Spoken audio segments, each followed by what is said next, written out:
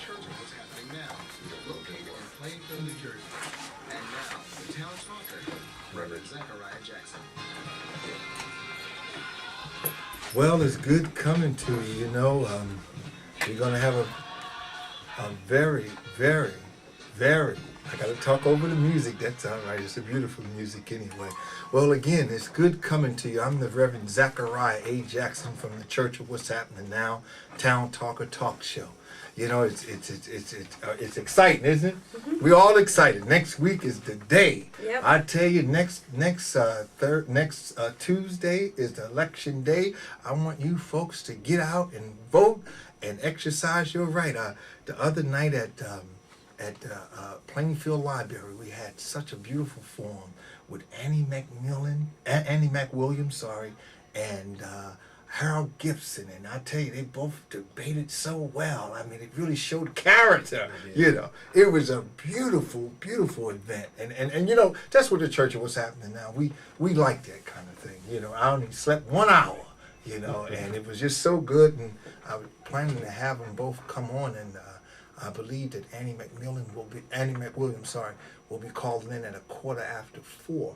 So hopefully that she can do that right there. And I want the guests here to introduce themselves. I have 3 lovely guests, champions of the town. So we'll start with the Reverend. Go ahead. Reverend Alexander Branch, legal liaison for the NAACP and associate pastor of Ready to Be Free Ministries, Bishop Michael Jones, pastor. Olive Lynch. I'm a 3rd Ward council candidate, and I've also been very active in the fight to save Muhlenberg. Brenda Gilbert, resident. I have a PhD in troublemaking, and I do it very well. Well, you know, Brenda, you say trouble and you say making, but I don't think it's troublemaking. I think that, you know, if anything, it's the way in which that you convey the message to help heal a community. For all these communities in America is in a loss. You know, we all are wondering who will be the hero in January. Come to reclaim the Lion King. It's almost like the lion. I tell a little story about what happened after Bill Clinton got out of office, and I don't mean anything against the Republicans, but I'm just not a Republican. Right. So I'm a staunch Democrat, and I tell a story of how Simba was chased into the jungle and chased into the forest and left his home, and how that uncle came in. If you remember the story of the Lion King, and that uncle just was able to live, and everything was all burnt out, and he was just able to live until Simba Lee as a woman, whoever they're going to be, to come on back, you know, to come on back and rebuild this thing. We need friends all over the world, don't we? Don't we need economic friends all over the world to get this thing going? Okay, today we're going to start with Olive Lynch, and she has some things to say. She's running for city council. Yeah, basically, the first thing is that I decided to run for council because I feel that Plainfield, for the time that I've been here and what I've seen going on, I feel that Plainfield has accepted what other towns would never accept. In other words, we've allowed things to go on in the city that we shouldn't allow. I think that there's opportunities that Plainfield has not taken advantage of. We haven't taken advantage of our location. We haven't taken advantage of our diversity to the best. We haven't taken advantage of what Plainfield uniquely has to offer. So I think that, you know, as a council member, I would be looking at how we can promote who and what we are and take advantage of it to bring jobs into the city, to be more effective in spending our money. And one of the main things that I've been doing as a citizen, and I would continue as a council member, or continue whether or not I get on the council, is to keep Muhlenberg Hospital here in this community. So that's something I feel very strongly, that we cannot lose the hospital. We just cannot. And I've seen that you've worked very hard with the many organizations, especially POP, Chairman Hatcher and Chairman Larry Hammer of Newark. Right. My involvement started, I went to a POP meeting, and the sense that I got being there was that everyone was accepting that the hospital was going to close. At that moment in time, it just seemed like things were overwhelming. The council wasn't really, they hadn't done anything other than passed a resolution. So I made a simple proposal.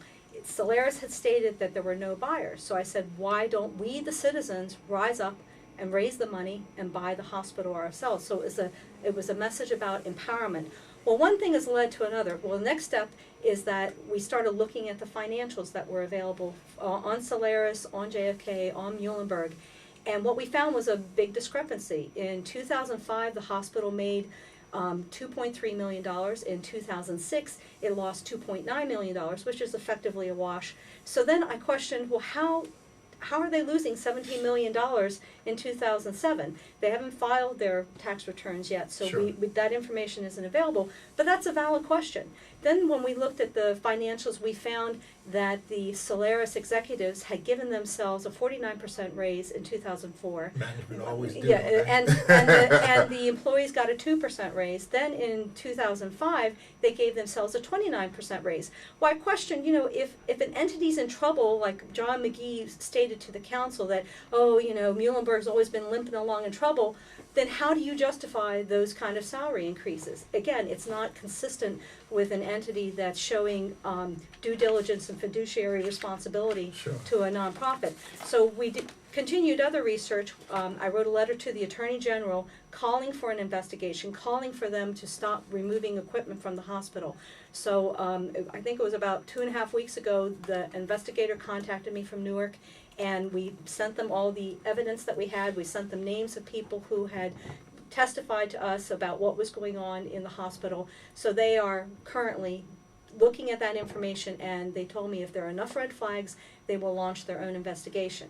So of course it's quiet because they're not going to talk about Sure. what they're doing. The next step that we took is we've reached into the Plainfield High School.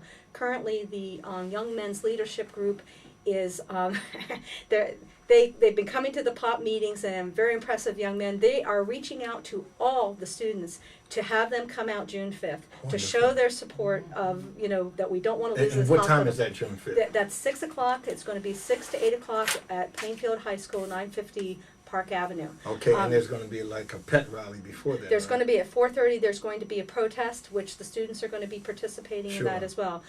The other thing that we're the high school vice principal agreed that in everyone's English class, they are all going to write a 1-page letter stating why Muhlenberg Hospital should not close, which we are going to submit into the record at the hearing. So they're going to Wonderful. receive 1,700 letters. We also last night went to Watchung High School, and Watchung is going to do the same thing. That's wonderful. So we've got basically, our hope is we'll be able to submit to them at least 4,000 letters from students, or well, actually it's more, it's going to be like 4,500 letters from students saying they don't want Muhlenberg to close. We also have been collecting statements from citizens, the same thing, because since the state only allows 2 hours for personal testimony, we felt this was a way every citizen could have a voice to show that they're being against the hospital being closed, Okay. since the state wasn't Okay. allowing people to speak individually.